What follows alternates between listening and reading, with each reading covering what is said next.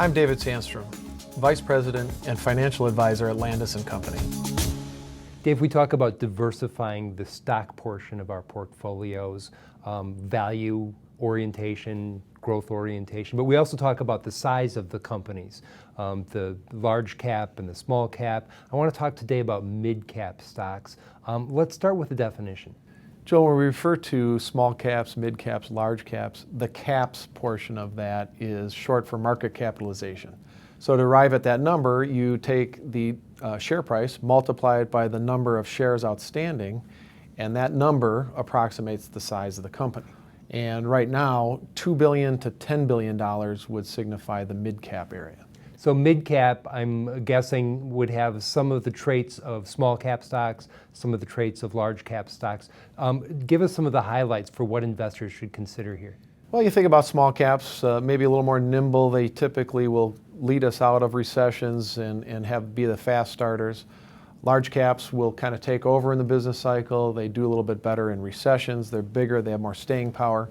So the mid-cap kind of fits in between and can give you some of the benefits of both of those asset classes. So you're talking about business cycles. We think we're in the latter stages of the business cycle, although we don't know how long that is. Are there any extenuating circumstances in this cycle that affect mid-caps? Well, different economic environments can certainly have an impact on companies, and the size of the company will dictate how well they perform. So right now, we're looking at a very strong dollar.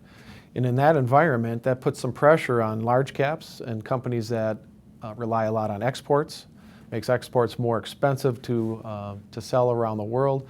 And it also reduces the value of your foreign earnings when you repatriate the profits back to the United States. So mid caps and small caps have a tendency not to rely on exports as much. So a mid cap or a small cap that doesn't rely on exporting or those foreign earnings as much, this could be an environment that could be a little bit of a tailwind for them. What about the regulatory climate? There are expectations that there's going to be more deregulation in the U.S. How does that affect mid cap stocks?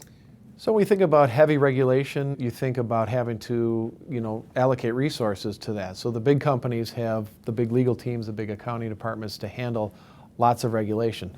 Smaller companies may not have the ability to weather that as well. So mid-caps could definitely benefit from an environment with less regulation. And Dave, whenever we talk about diversification, it's never all one thing. You'd want some mid-cap, but also some small cap and some large cap within your portfolio. Joel, you're correct. I think moderation is very important, especially when we get into a situation with introducing some of the asset classes that might carry some more volatility.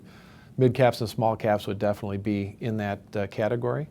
I think the real important thing is to always have a very good plan in place and to know what your time horizon is for needing that money. Because anytime you invest in something that's going to have a higher volatility, you should be using those assets for your long-term money and not something that's going to be required in the short term for either income or expenses.